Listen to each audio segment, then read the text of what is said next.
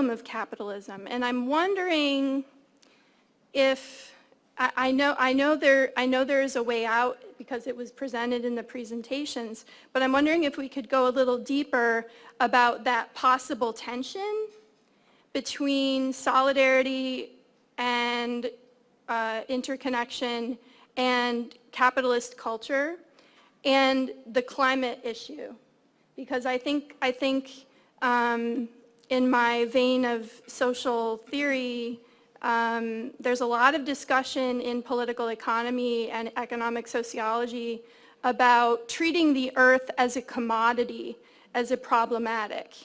And how do we get out of that? So I really enjoyed both presentations by Dr. Sherrard and Dr. DeMarco, but I think we need to kind of get that out in discussion to get the ball rolling. And then, of course, I would gladly turn things over to the people in the audience here. So I'll just get the ball rolling with that.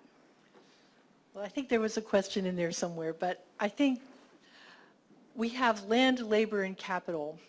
And right now, profit motivation in terms of increasing capital, regardless of the impact on land and regardless of the needs of labor, has dominated.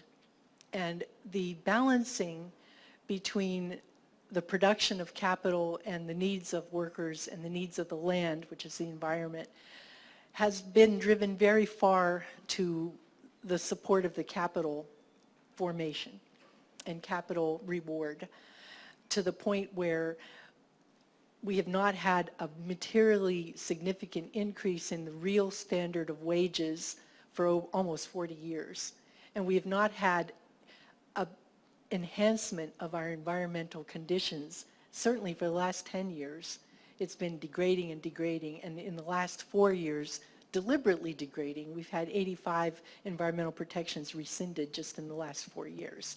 So I think one of the things that we can do is restore the public interest to the lawmaking and governance so that you have a better check and balance against the formation of capital. Not that you don't want people to get rich, but that there has to be a balance in this situation or you don't have a viable way forward. I don't know if I have an answer for you, but I'll give a couple indicators. Maybe, capitalism is a big force, and most of the people who play by those rules are businesses, right? And so businesses generally, especially if they're publicly traded, they're publicly accountable to earn money to their stakeholders. And so there are a number of structures that have come into play over the past several years, including like incorporation of a business as like a B Corp or a social enterprise, where businesses actually write into like their governing documents, you know what, money is not our only indicator of success. We also want to make sure that we are accounting somewhere on our balance sheet for environmental decisions, relationships with the community, equity considerations. And I think that's a really important piece of it, just so like businesses are not only held accountable to dollars, because that can drive capitalism in a really negative way. The other thing is I'm an engineer by training, and generally engineers look at the existing system, which is capitalism, and figure out how to work within those constraints, and sometimes those constraints can actually create interesting solutions. And a lot of my PhD work was actually in life cycle assessment, and a lot of that is in accounting for what's called externalities. So putting a dollar value on carbon, which is where the idea of like a carbon tax comes from, and putting a dollar value on, healthy aquatic environments and things like that. The dollar values that you can actually put on things like that certainly don't account for their true value, but it's one mechanism that mostly economists use to try to have those conversations in a more inclusive way. Is that working? Not entirely, but it's a method that people are using.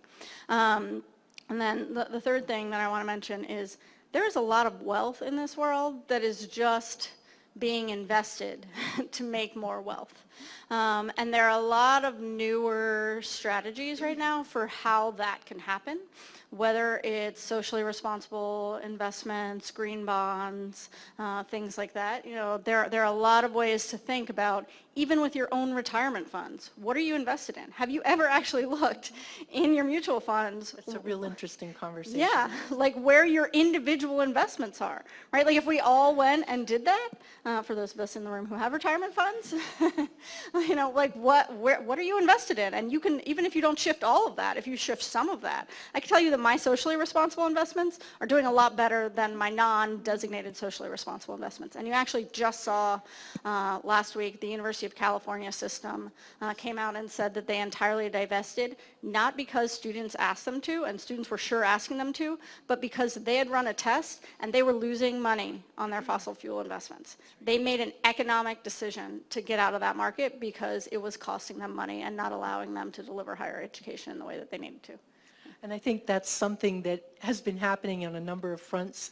You've had a number of insurance companies weigh in on the rising costs of climate effects, like, do we really need to rebuild a house now because it's been flooded out 4 times?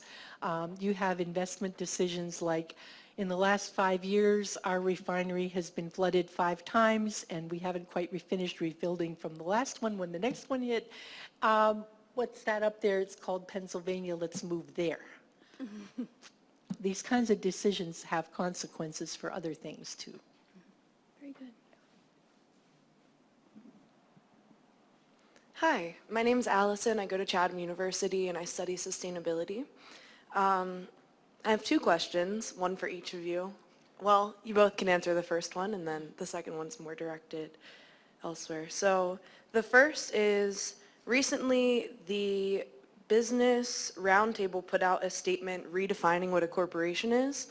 Some of the things they included in their statement were they want to deliver value to customers, invest in employees, deal fairly and ethically with suppliers, support the communities in which they work, and generate long-term value for shareholders, of course.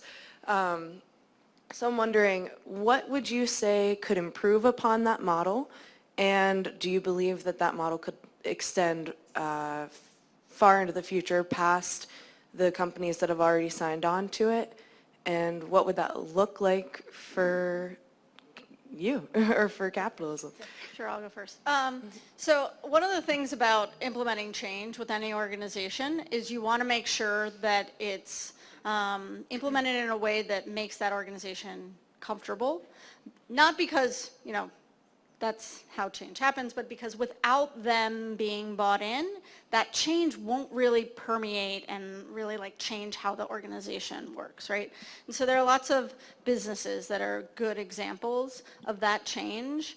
Like Patagonia is one of the big ones, right? Like from the top down, their CEO is all in. They like, you know, integrate social, community, environment into their, you know, everything that they do from a product level to community engagement to like their foundation. You know, you want to make sure that that change is really thought out and comes from the people who are going to be implementing it on a like an everyday basis. And so that move is a pretty big deal in the business community, because a few years ago the US Chamber of Commerce came out and said that they didn't even really believe in climate change. And that has changed over the past probably like, I don't know, 8 to 10 years. So that's a huge step for the business community, but expect different industries and different businesses to implement it in different ways. That doesn't mean they're not changing, it just means they're changing in a way that makes them comfortable. And so that message from the Business Roundtable is important for businesses, but they're also hearing from millennials and Generation Z and their new workforce and people who are purchasing whatever they're selling. We want this too, right? So like universities, businesses, we have a lot of vendors. I ask a lot of questions of a lot of vendors about what they're doing for sustainability, and I'm not the only one, right? So they are hearing this loud and clear, and that helps move the market also.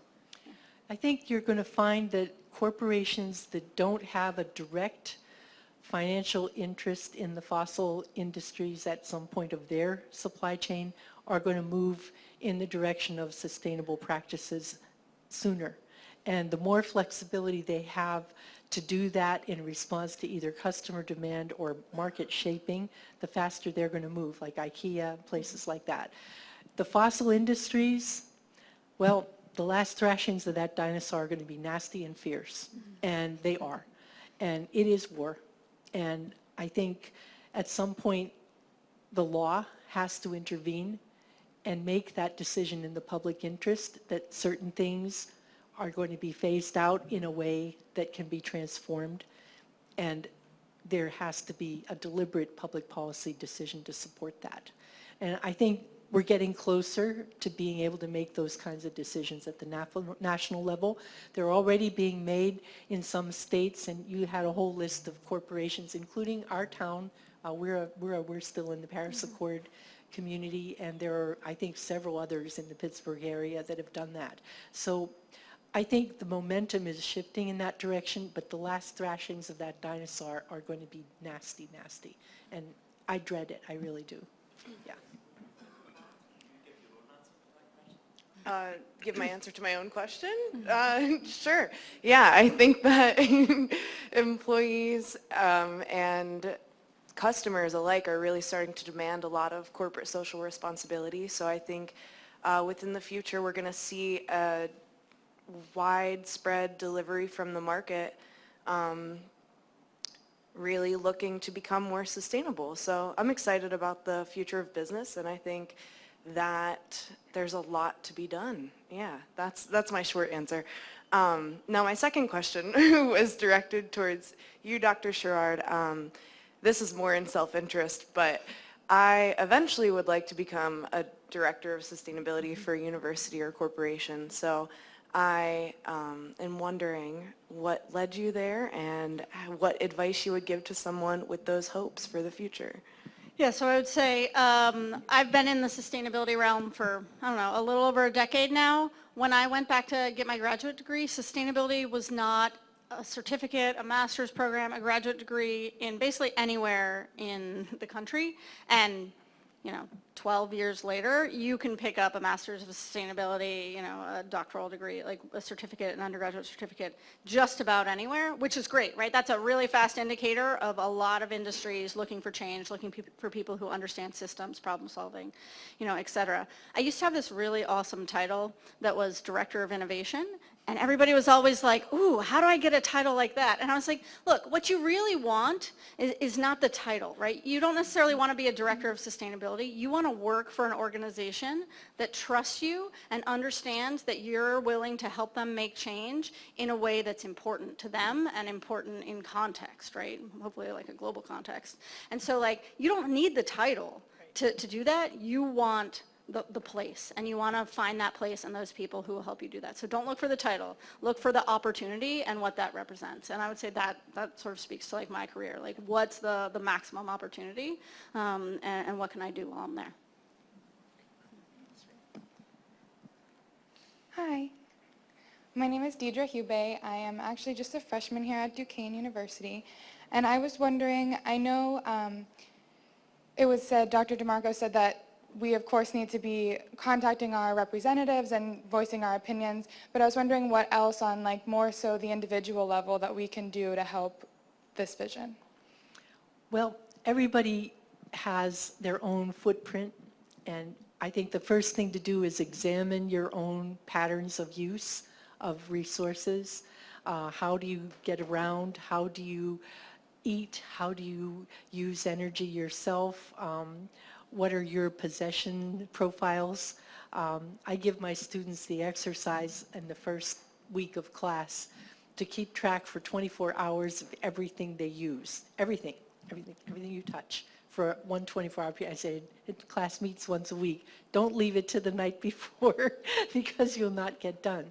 And just think about all the things that support your own pattern of life, and then start looking at how you can make a more efficient choice in one category after another. And people say, oh, I'm a student, I don't control my housing, I don't control my rent or whatever. There are a lot of things you do control. And so start by understanding what your energy use is, your water use is, your material use, your ways of traveling and so forth, and then just start looking at ways to improve those one at a time. And get your friends involved. I know my daughter is a mommy, and She started a swap co-op because they were all getting pregnant at different times. So instead of buying whole bunches of maternity clothes, they just say, oh, I'm pregnant in the summertime and I have only winter maternity clothes, and now you just had a baby, so can we swap? So this kind of thing is going on a lot. I'm wearing almost all hand-me-ups right now. And this is the kind of thing that you can get really creative. Certainly food co-ops, where people, like we have a farm share in my family and 3 of us share it because it's never really the right thing for everybody, and it's way more than I can use myself. So finding creative ways to be less wasteful, more efficient, and have a smaller footprint. You know, you have thousands of answers. I can't tell you what's going to work for your life. But I think there are lots of places that you can look for individual. But start by finding out and defining and being aware of how you're using energy yourself as a starting point. Yeah, and so 3 additions. I would say 1, get started, right? Like walk out of here and make a different decisions, like take the stairs down or something like that, right? And because it takes a long time to make a habit, and that's the second point, right? Like you making a different decision, you may start carrying a metal straw or your own reusable cutlery or whatever it is. It's going to take you a while to do that, and you have to do it repeatedly, and it's hard. You know, that first time you get on your bike and it's a cold morning, you know, that's hard, but then you realize that there are all these co-benefits for things like that. You're walking, you're outside, you're tree bathing, you feel better, you have a more positive attitude when you walk into class. All of these things have benefits. And then the third thing, what was it? Get started, habit takes time. Oh, I lost it. I forgot. Share. Sharing's a good one, but that wasn't it. Yeah. Yeah, so, yeah, don't be afraid. And oh, I know, you are your own worst judge. Right? Like you're going to be hardest on yourself. Nobody else is judging you for these decisions, but you're going to be like, oh, I didn't do that. It's the worst thing. Like, just stop that, right? And just start supporting yourself for doing it, right?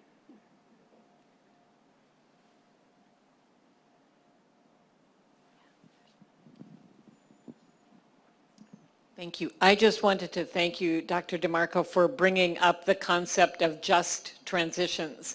And it's a really vital and concept growing in the public discourse, and it came about because of the concern that the transition to clean energy was going to leave behind and damage so many vulnerable people, like the coal workers.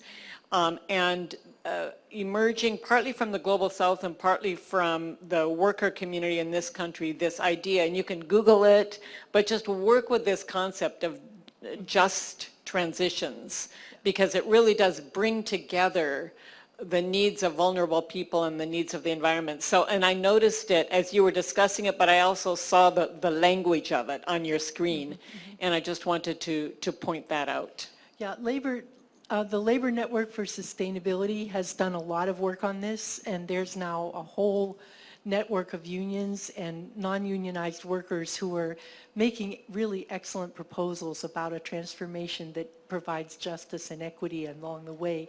The way we did it sort of by accident during the transformation of the steel industry is not the way to do it. I mean, it's scarred and injured, and we don't need to do that. I know when they had the Clean Power Plan proposal in Congress that was being implemented under the Obama administration, there were 4 other pieces of legislation that never made it out of committee that addressed with retraining, with community reinvestment, with provisions for health and pension benefit transfers. And it's a whole system that we need to address, not just the fuel switching, not just the job transfer. I have spent a lot of time with the labor movement. I'm on the board of the Battle of Homestead Foundation. I'm in the Isaac Walton League. And we focus on workers and how you can envision the work of the future, how you can find those paths from where we are to where we can be, and how that's a better solution than staying in a dying industry. And I think it's important to help people visualize the better outcome of solving this problem with justice and equity, because they will not move from a place of what they know, even if that's a bad place. You need to see a better future and visualize that and move there in a way that's positive. I think another key point there is In this region especially, I sit on a local policy committee, and that committee has been was very focused on local programs, focused on moving people from coal to natural gas, or natural gas to efficiency, or, natural gas to renewables. And, I was one of several people who said, this is actually the wrong thing, right? Like, we shouldn't be focusing on specific industries. We should be focused on giving people skills that cross industries. Because some of these jobs, like, you can't predict what jobs are necessarily going to be there 5-10 years out, because they are different types of jobs than people were trained for, but they have transferable skills to actually then go and do these things, right? So, like, people who maintain wind turbines are actually, like, just a lot of people who are interested in technology, and people who like to climb and are sort of risk takers, right? Like, who would have put that in a job description? But, like, it's actually a really important job, right? So I think some of these things they're sort of like blinders on job training and just transition programs. Yeah. And things like the United Electrical Workers in Erie, they make locomotives, and they were just out on strike. And I was sitting down with a bunch of those guys, and they said, you know what? We would love to make wind turbines. We wouldn't even need to retool the plant to make wind turbines instead. Okay? It's a matter of evaluating the resources you have and redirecting them in a different direction.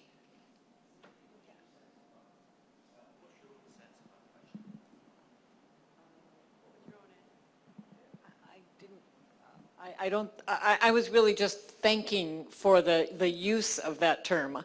I think it's vitally important, the concept of just transitions, because it also pertains to what we are expecting related to use of energy in the global south. It's absurd to ask countries that haven't yet electrified not to electrify. But one can, if one has what I call is a racial justice lens and an economic justice lens on all looking at climate policy and energy policy. So how will it impact vulnerable people racially and economically? And that's what the just transitions concept does. So I really value that lens on all decisions about climate, because the problem is we can make decisions to protect ourselves that damage other people, and that's not the way to go. I also would just add the question about what can we do personally.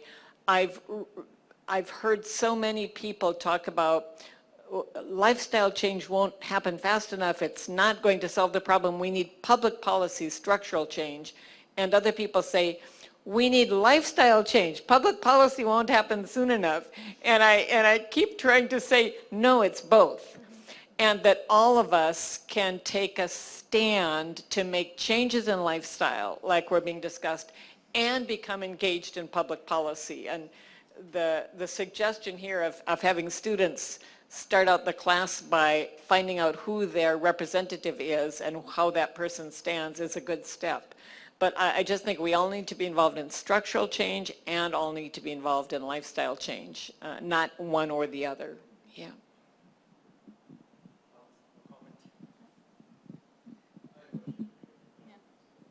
Yeah, just on just transitions and just change, I wanted to say something bold and get your reaction to it.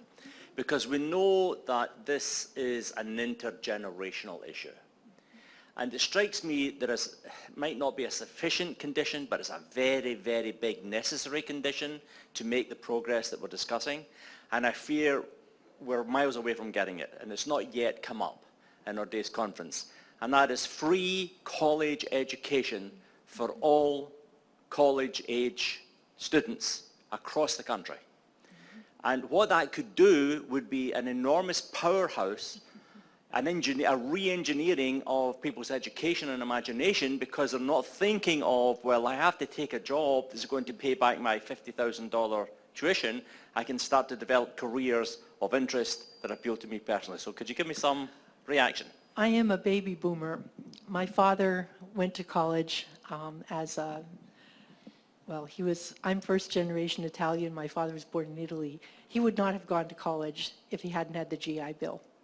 And if you look at the GI Bill output in terms of innovations, in terms of progress, in terms of growth of the middle class and the well-being of our country, that had a measurable spike in every measure of productivity and inventiveness that you could think of. And I think in places in other parts of the world where they have done that, I know in Ireland they did that, the miracle of having everyone have an education. And I think I wouldn't limit it to college. I would say a free education in trade or in an academic pursuit, whatever you invest in the creativity of minds and the enhancement of capacity to think and solve problems. Just to give you an example of that, Patty, my family, there was 4 brothers, and we all went to PhD level education. All of us took 11 years of education, so cumulative 44 years of education in Scotland, and it cost us nothing. Yeah, and No cost. I was lucky, my father was on the faculty at Pitt, so I didn't have a tuition payment myself. I only paid my lab fees and things of that nature. I think it's a tremendous gift to have an education without the burden. And I think we do a disservice in our country to creating this dual level, those who can afford a high education and those who are left to struggle, you know, in some way or another without. I think it's really a travesty of the capacity of our country that we do this. Yeah. And that's definitely one of the things that's going to take higher level policy change within the U.S., right? That's not just going to be a school by school decisions, because there are lots of schools with money that could essentially make that decision now, right? Like Harvard, if you can't afford it, you know, they will cover. But not everybody gets to go to Harvard, and not everybody should go to college. Are the communities that you mix with in terms of the sustainability communities, broadly speaking, are they talking about this? Yes. They are, all right. Yeah, and I mean, there are all sorts of university level programs on increasing access, you know, and conversations about first generation college students like on college campuses now, right? Like, I mean, just how those students have been disadvantaged over time and how to make sure that they don't walk out with crippling debt and they do have greater support while on campus, and that they are, you know, making sure that they're like achieving everything that they want to by getting a college education. I mean, these are very important. There's one model also that says you get a free college education and then you spend a year giving service to the country. And I know Volunteers in Service to America was very popular. Peace Corps was very popular when I was in college. And these kinds of things can have tremendous amount of benefit to the country. And also build community by having the concept of public service as a good thing, not something that you default to if you can't afford to do anything else. And I think it would benefit us to feel more of a community if you say, we will help educate our children and then they give something back too. Yeah, I grew up in North Carolina. The University of North Carolina system has a program like that where you actually like give back by teaching for free tuition. And I have a number of friends who went through that program and still teach today because they enjoyed it so much.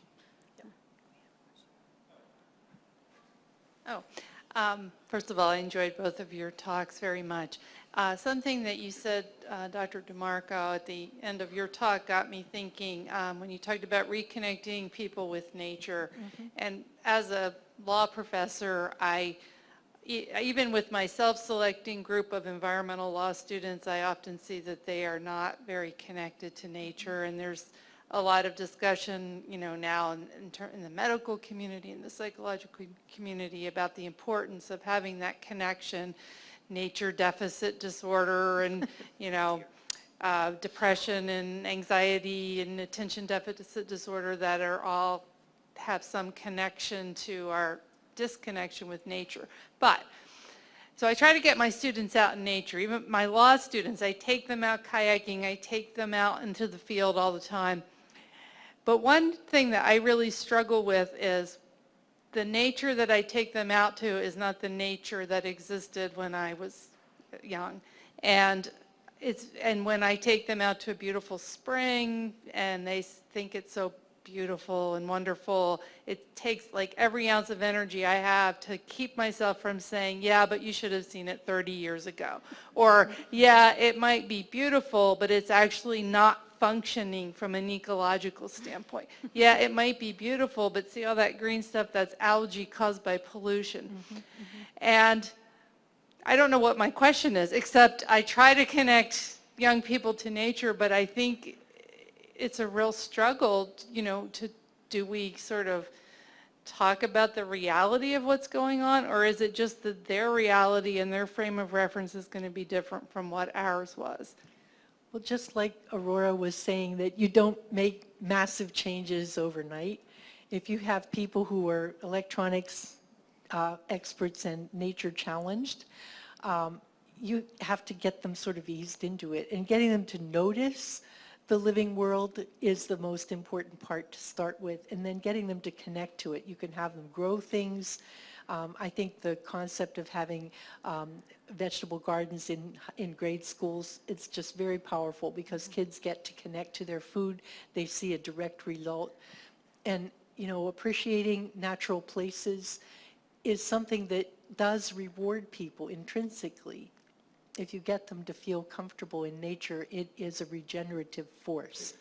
And I don't know how you teach that. You don't. And I think even a compromised natural setting is better than no natural setting. And you can always help improve it. But if you don't have anything to start with, if you have an algae-fed lake that's getting all greened in, you can get your students involved in improving it. But if you don't have a lake at all, then you don't have anywhere to start. So there are studies about people in buildings and skyscrapers who fixate on, the weed growing on the roof of the building next door, and they can tell you all about how that weed is growing, thriving, dying, whatever, because people are naturally drawn to nature, right? It's in our body that we want to have that type of interaction. And so it's kind of amazing. I went on a camping trip with some friends a few weekends ago, and one of my friend's daughters brought her friend who grew up in urban Pittsburgh, had never been camping before we went to Lake Erie.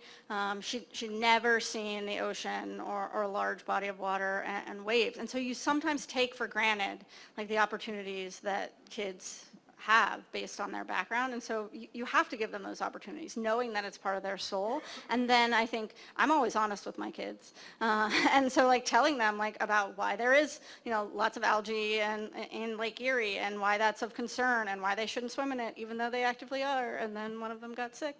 They have to understand these things, right? Because if they don't understand the systems, they won't treasure them, and they won't then own them like we do, and we all feel ownership for them. You So, preserve what you love. yeah. There's a question right there. Hi, thank you. I'm Asmat Islam. I'm a PhD student at Duquesne. So from discussions so far, I have understood that we should comply with our climatic responsibility both at individual and institutional level. So I'm wondering, but some stakeholders who do not comply, we know we have responsibilities, we should comply, but we do not do it. So what's researchers sometimes call that there is a problem of non-compliance in this case.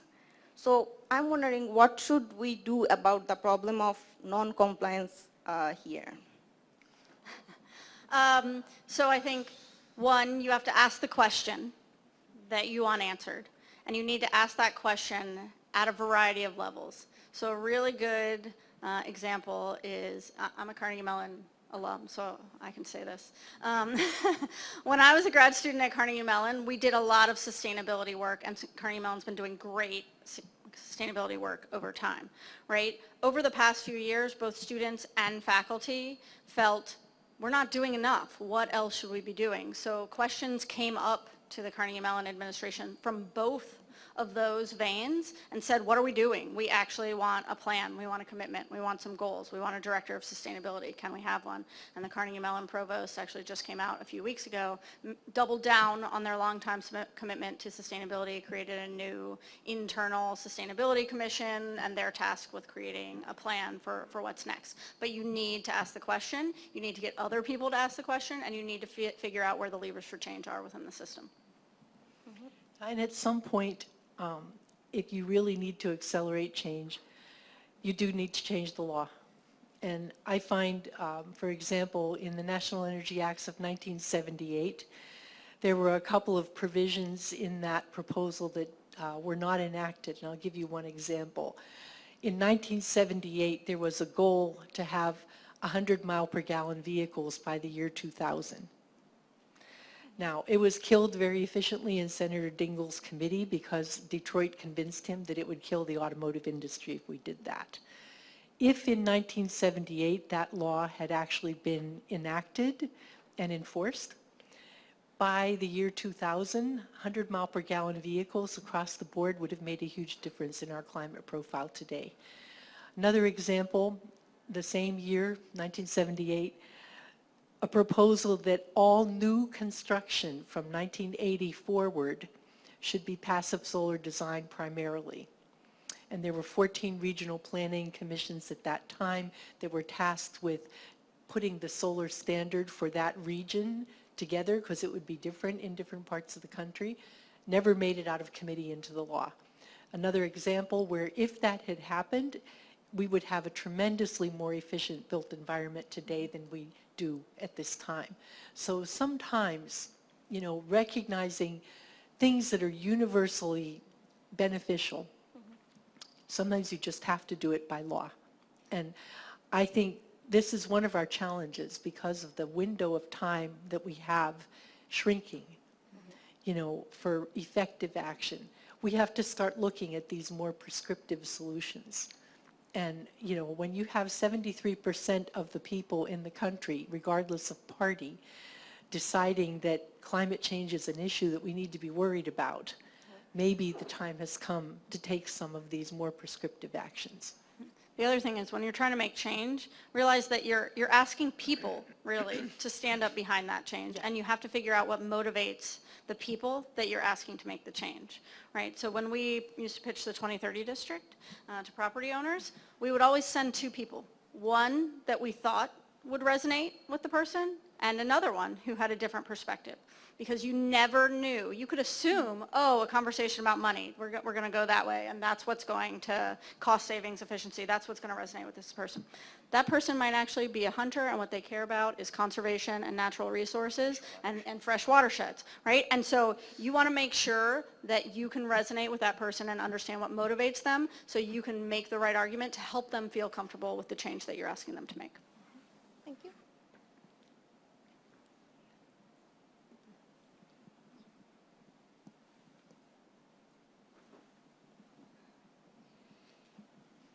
Yeah, thanks for these two very inspiring talks. We already spoke a little bit about the issue of justice, and Dr. DeMarco spoke about how to transition workers from the current industries and give them opportunities in new industries. Now, I'm wondering how that justice and that transitioning will work on a global scale. Because in the example that you gave, Dr. DeMarco gave the example of Brazil and the rainforest that is disappearing in order to have these plantations. Now, the current Brazilian government, they're saying, well, this is our land and we don't believe in climate change, and whether it happens or not, it is our right to develop. So you could then argue, well, these are commons, but that's not going to help them develop themselves. The same is true in India. India also currently has a populist government. They don't deny climate change, but they say, this is not our responsibility. We're not responsible for it. So let others do their share first, and then we will do our share, maybe. But now we have a kind of pollution credit. So we're going to pollute first, and meanwhile the others, the developed countries, have to do their share to combat climate change. So what kind of answer could be given there? Because it seems to be a little bit perverse to talk about some kind of pollution credit that these developing countries could have, while on the other hand, it is indeed right. It is not their primarily responsibility. I think this is the hugest challenge that we have to take, is that people have to take responsibility, and many of the issues that we're dealing with are really at the heart multinational issues, and we don't have good institutions for multinational action. it's all has to be voluntary participation. So the UN is weak that way. You don't have anyone who can say prescriptively, this is what you have to do all over. But I think as we're here at a conversation about the spirit and nature and the integrity of nature, I think listening to the people of these countries and looking at the development goals that have been laid out and finding ways for those goals to be met within the construct of a sustainable pathway will help the solutions be possible where they are. So instead of going from having almost no energy system to going to coal and then to oil and then to gas and then to renewable, you can just skip the middle part, the way we did with telecommunications. A lot of places went to mobile phones without going through the wires and the lines issue as an intermediary. You don't have to go in a linear way from one path to another. I think helping to get power systems that are renewable powered in places like India and China and Brazil would make a tremendous difference. And those are systems that could be put in place without having to go through the coal-fired power first. Doing distributed energy systems at net zero by community is possible, and the technology transfer to have that happen should be transferred and helped along the globe. I would, if I had the power to say, wave my wand and make it happen, that's what I would do. And so there are different levels of the system to try to influence change. And we start off with capitalism, right? The other one is sort of like this global level and the question of who speaks for the earth. And I got introduced to two organizations just last week who are having that conversation at that level. One of them is Global Voice, and the other one is Common Home for Humanity. And they are both trying to influence that United Nations level conversation with the question of who speaks for the earth and who speaks for these shared assets that might be within country boundaries, but are really common assets. And really intriguing conversations if you want to follow those up. Yeah. Did you want to respond, Dr. Galen? Okay. Any other?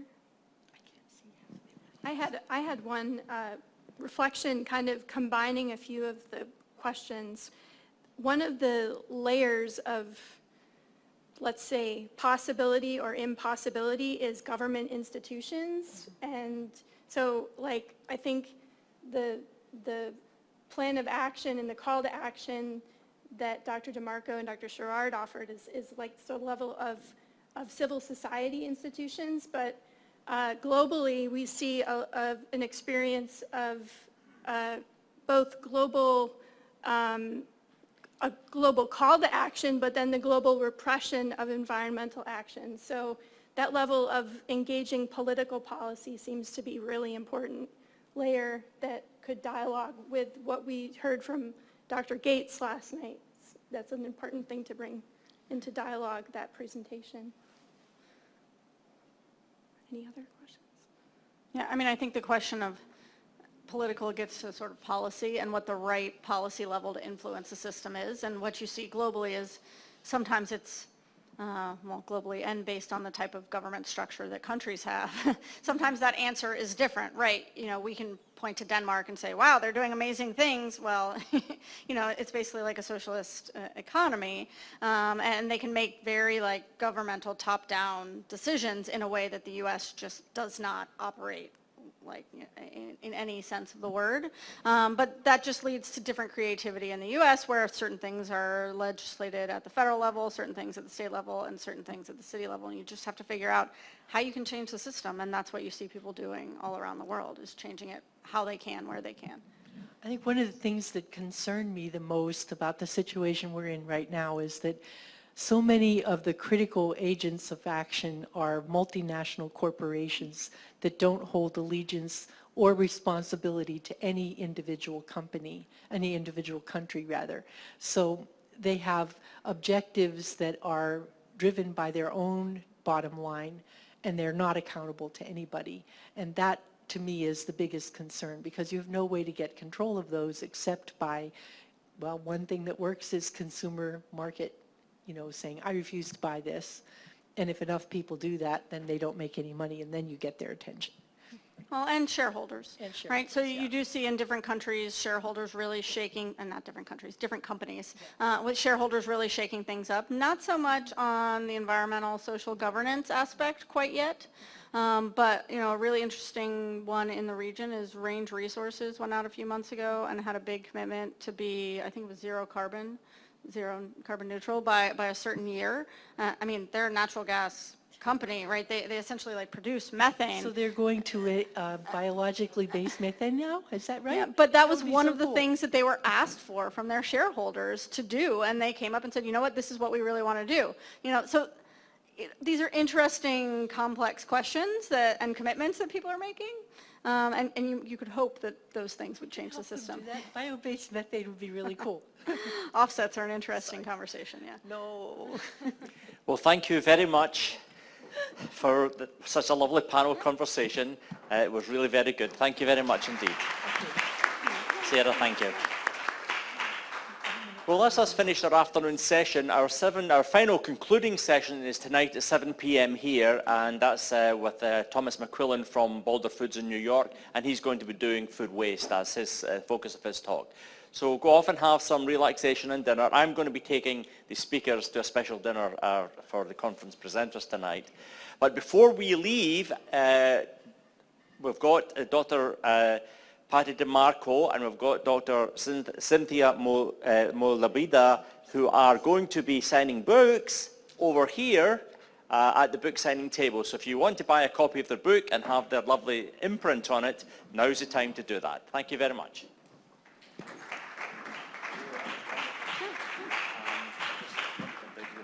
So, are you seeing?